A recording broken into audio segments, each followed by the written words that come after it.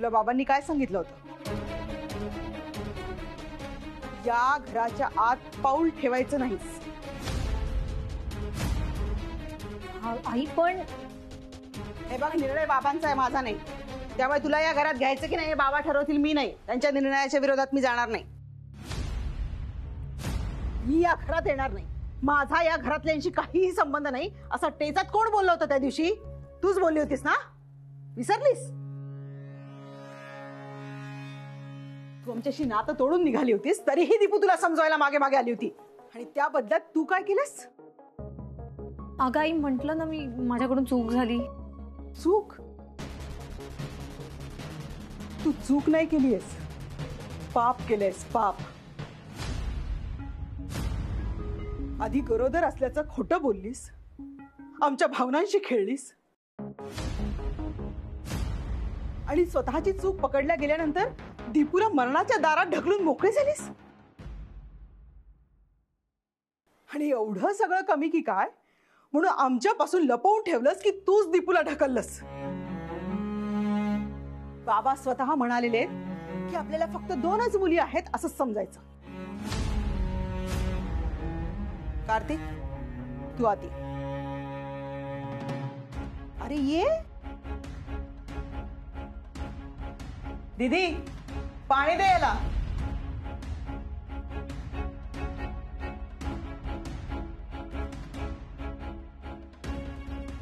अगं आई, मला बाबांशी ना खूप महत्वाचं काहीतरी बोलायचं. हे बघ, तुला हवं असेल ना, मी बाबांची आज माफी मागते. मी खरंच बाबांची माफी मागेन, पण प्लीज मला आत्ता आत येऊ दे ना. येऊ दे ना पाणी. बाबा जोपर्यंत परवानगी देत नाहीत ना, तोपर्यंत तू या घरात यायचं नाहीस. आई, ताई आली आहे वाटतं. पाणी हवंय? दीदी, पाणी दे ग हिला. आणि थंड दे हा, बर्फ टाकून. कसं हिला खूप गरम होतं, आपल्याकडे एसी नाहीये ना.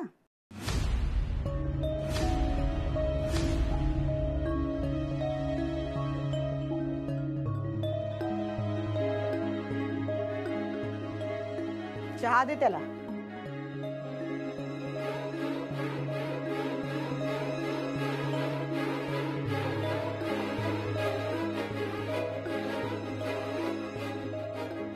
इंद्राजी, मला बाहेर घेऊन चला ना. मला काहीतरी चाललंय बहुतेक बाहेर. काहीतरी बोलतायत. चला ना प्लीज. मॅडम, मी काय सांगितलंय तुम्हाला? तुम्ही अजिबात ताण नाही घ्यायचा. मी आहे ना, मी बघतो बाहेर काय चाललंय. मॅडम, तुम्हाला माझी शपथ आहे. काय म्हणतोय ते आता तरी ऐका ना मॅडम. तुम्ही छान आराम करा. सानिकासमोर आत्ता तुम्ही नाही जायचं. बाहेर काय चाललंय ते मी बघतो आणि येऊन सांगतो तुम्हाला. आई, आई ऐक ना ग, असं नको ना करू. मला प्लीज घरात घे ना आई. आई, घरात घे ना आई.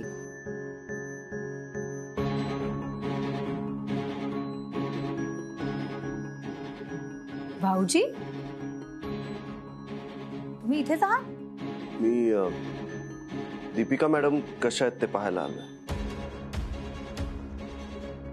हे बरं आहे आई तुझं. घरच्या माणसांना आतमध्ये येऊन देत नाहीये आणि बाहेरची माणसं अशी घरात आलेली चालतात तुला? तानू, कोणाला बाहेरचं म्हणतेस तू? हा, साळगावकरांना? तू या घरातली असून सुद्धा तू दीपूशी कसं वागलीस माहितीये ना? एखादा सख्खा नातेवाईक नाही करणार इतकं केलंय त्यांनी आपल्यासाठी, आणि तू त्यांनाच बाहेरचं म्हणतेस? वा वा भाऊजी, वा. कमाल केली का? नाही म्हणजे मी या घरची असून मला परक्यासारखं वागवतायत आणि तुम्ही या घरामध्ये जागा मिळवली. काय ग, दुसऱ्यांना टोमणे मारणं, कुचकट बोलणं, याच्या पलीकडे काहीच येत नाही का तुला? एवढं शिकली आहेस का तू आयुष्यामध्ये? हो, सासूबाई काय आहे? किती जोरात ते आपलं कमी. पण मला एक प्रश्न पडलाय दादा. काम वगैरे व्यवस्थित चालू आहेत ना? तुझं हल्ली कामात लक्ष नाहीये. जास्ती वेळ तू दीपिका सोबतच असतोस ना. आणि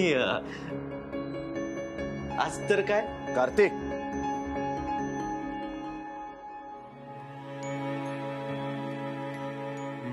दीपिका मॅडमची तब्येत कशी आहे हे विचारण्यासाठी मी इथे येऊच शकतो ना? नक्की ना भाऊजी? अगं सांगतोय ना तो, दीपिकाला बघायला आला होता म्हणून. आणि तुझं काय ग? हा, तू विचारपूस केलीस का दीपूची? साधा फोन तरी केलास का तिच्या तब्येतीची चौकशी करण्यासाठी? हा, हो ना, जसं काय खूप मोठे दिवे लावून आली ना तुमची दीपू. अरे तिने मोठंच काम करून आली आहे, असं काय बोलतेस? त्याचीच तर तुला विचारपूस करायची होती ना? बरोबर, विचारपूस करायला तर आलीच आहे. आणि काय? थांबा ना जरा भाऊजी, सांगते, सगळं सांगते. आज मी सांगायलाच आली आहे, पण बाबा येस तोपर्यंत थांबले. अगं सानू, मला काय अर्थ आहे? तू असं किती वेळ बाहेर उभी राहणार आहेस? आई, मी तुला शेवटचं विचारते, तू मला घरात येऊन देणार आहेस की नाही? नाहीतर मी पुन्हा या घरामध्ये येणार नाही. सानू, असं अजून कितीदा आणि कोणकोणत्या गोष्टींवरनं वाद घालणार आहेस? नको ना आणखीन खराब करूस. दीदी, खराब मी नाही केलंय काही, सगळं दीपूने केलंय. तिच्यामुळे नेहमीच माझ्यावर अन्याय झालाय. तुम्हाला नेहमी माझ्या चुका कशा दिसतात गाई? दीपूच्या चुका कधी दिसलेल्याच नाहीयेत ना?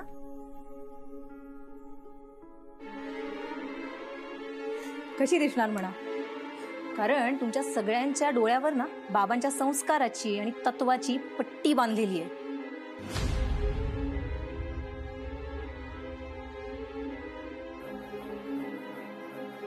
आई, म्हणूनच मी म्हणतीये की तुम्ही ना नेहमी मला सावत्र वागणूक दिली आहे. अगं असंच होतं तर मला जन्माला का घातलं? हा असा त्रास द्यायला? का तुमच्या संस्काराच्या आणि तत्वांच्या ओझ्याखाली दाबून टाकायला? आई, मी तुला शेवटचं विचारते, तू पुढच्या सेकंदाला मला घरामध्ये येऊन देणार आहेस की नाही? आणि नाही ना, तर मी पुन्हा घरामध्ये पाऊल नाही ठेवणार.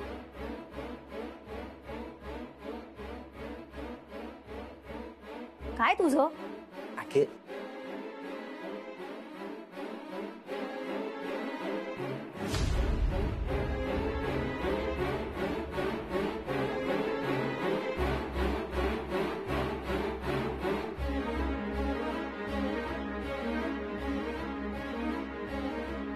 बाबा, बाबा,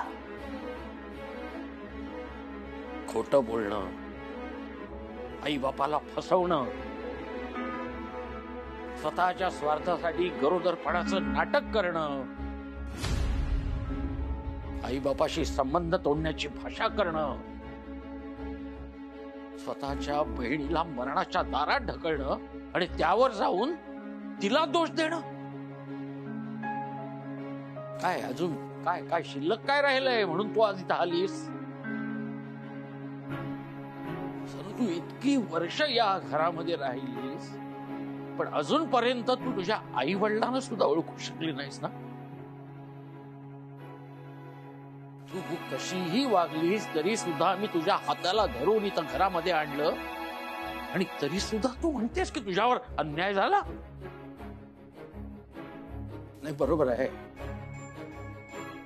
जी मुलगी गरोदरपणाचं नाटक करून मातृत्वाचा अपमान करते, तिला आई वडिलांचं महत्व काय समजणार नाही का? नाही समजलं, नाही समजलं, आणि मला समजून पण घ्यायचं नव्हतं बाबा.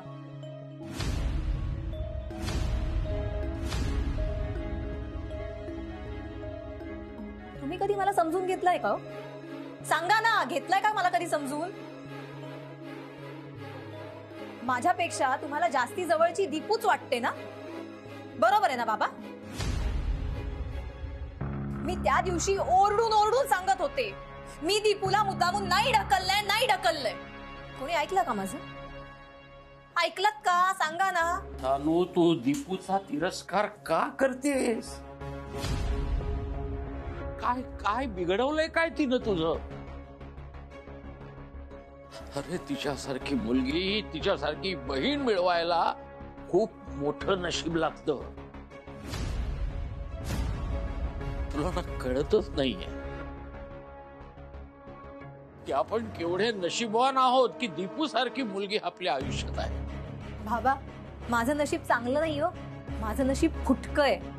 कारण दीपू माझी बहीण आहे.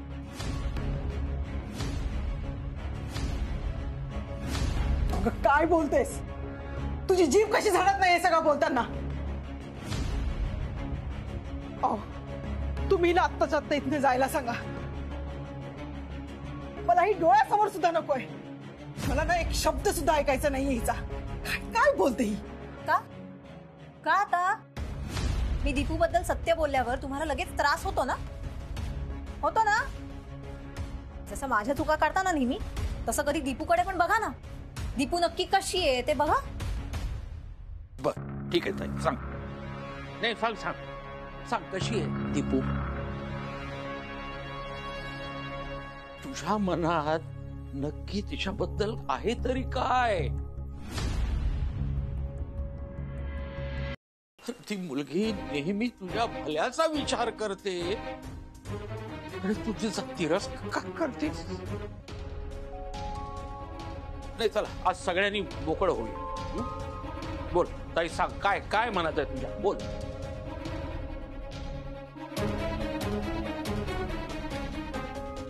मी सांगतो तुला दीपू कशी आहे.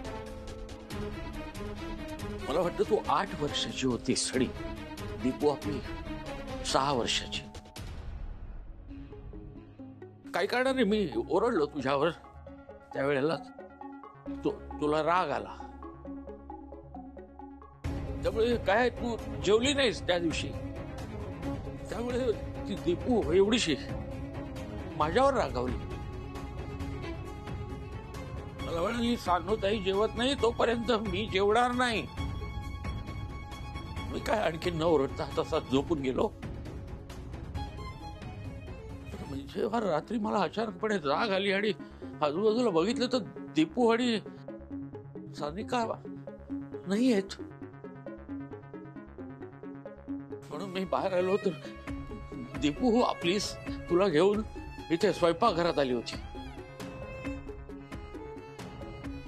तू अशी इथं बसली होतीस त्या ओट्यावर आणि ती बिचारी खाली उभं राहून तुला घास भरवत होती. रात्री 1:30 वाजता. आणि दीपू तुला भरवताना काय म्हणाली होती माहितीये? हे ताई, अशी रागवत नको जाऊस. काय तुला त्रास झाला की मला त्रास होतो म्हणून मी त्यावेळेला मालतीला तुमच्या 2 बहिणींमधलं प्रेम दाखवलं. काय आमच्या डोळ्यात पाणी होतं. पण ते प्रेम मी सानूवर रागवलो म्हणून नाही, तर दीपूचं ताईवर किती प्रेम आहे म्हणून आलं. कळलं तुला? कळलं का? तुझ्या जीवाला जीव देणारी दीपू कशी आहे, कळलं? ताई, तू दीपूचा कितीही तिरस्कार कर, कितीही तिला शाप दे, पण तू दीपूचा चांगुलपणा, तिचं अस्तित्व कधीही नाकारू शकत नाहीस. सगळा राग, लोभ, कुशंका मनातल्या आहे ना, तो बाजूला ठेव आणि तू दीपूकडे नुसतं बघ. सगळा राग शांत होऊन जाईल, सगळं हलकं होऊन जाईल. तू दीपूशी कशी वागलीस ना, तरी दीपू तुझ्यावर तितकंच प्रेम करते.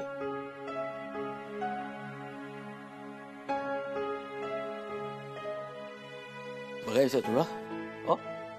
बघायचंय? मी तुला सांगतो दीपू कशी आहे. चल चल. आई, काय झालं?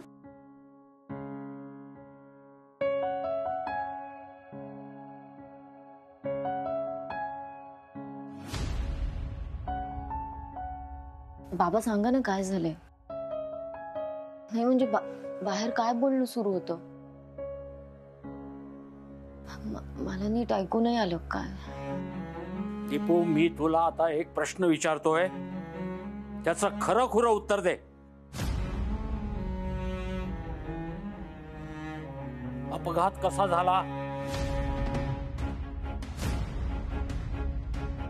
दीपू, काय विचारतोय मी? अपघात कसा झाला? ते म्हणजे पूजा होती आपल्या घरी त्या दिवशी. ताई चिडून गेली ना तिथे तिच्या सासरी, तर मग मी तिच्या मागे गेले होते तिच्याशी बोलायला.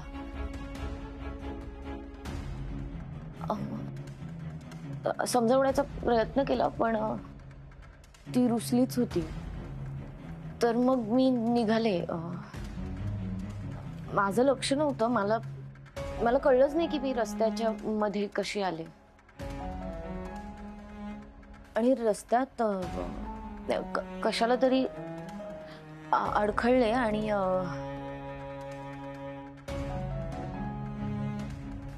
आणि तोल गेला माझा. आणि मग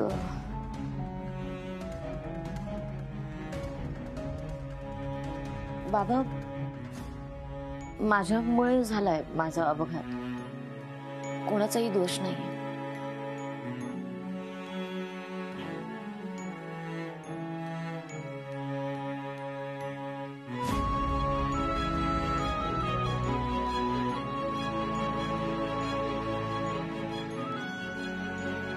ताई, मला आशा आहे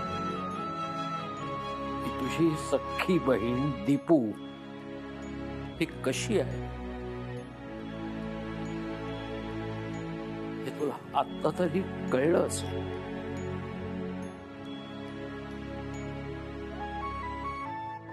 ताई प्लीज आता नको ना रडू, प्लीज. ताई. सानू,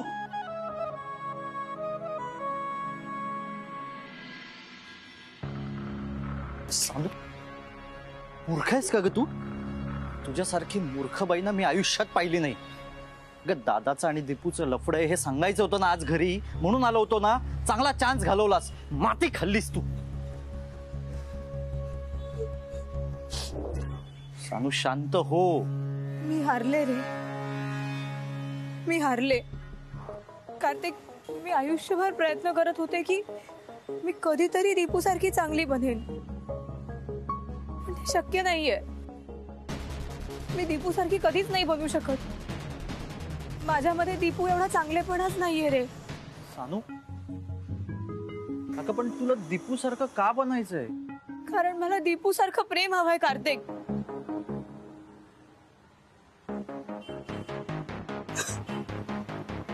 कार्तिक, दीपूला जितकं प्रेम मिळतं, सगळे तिला जितकं जीव लावतात, मला कधीच नाही मिळू शकत ना. कार्तिक, ती आजही बोलू शकली असती ना की मी तिला ढकललंय म्हणून, पण ती नाही बोलली रे. माझ्यामध्ये दीपू सारखा चांगुलपणा का नाहीये रे? कशाला हवाय तो चांगुलपणा? तू जरी चांगली वागलीस तरी तुझे घरचे तुझ्याशी चांगलं वागतील, तुला प्रेम देतील. आज पाहिलंस ना, तुझ्या आईनी तुला घरात सुद्धा घेतलं नाही, घराच्या बाहेर ठेवलं होतं. तो तुझा तत्ववादी बाप आज लेक्चर देत होता. हे बघ सानू, एक वार वाया गेला ना म्हणून लगेच शस्त्र खाली टाकायची नसतात, पुन्हा नव्याने तयारी करायची असते. आपल्याला अन्यायाचा बदला घ्यायचा आहे ना. एखादी गोष्ट जर आपल्या मनासारखी होत नसेल ना, किंवा ती मिळतही नसेल ना, तर ती वाकड्यात जाऊनच मिळवावी लागते. उद्या त्या दीपिकाचं आणि माझ्या दादाचं लग्न झालं ना, तर ती सून बनून आपल्या घरात येणार आहे आणि तुझ्या डोक्यावरती बसणार आहे. चालणार आहे तुला? नाही चालणार ना? हे बघ सानू, आज आपल्याला संधी होती दीपिका आणि दादाचं लफडं सांगायची.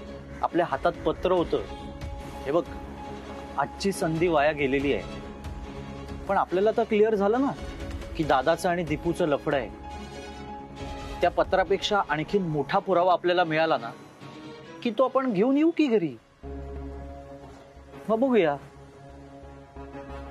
कोणाला कसं आणि किती प्रेम मिळतं ते. नाही, मी दीपूला अजून मोठं नाही होऊन देणार. तसं झालं ना तर तो माझ्यावर अन्याय असेल.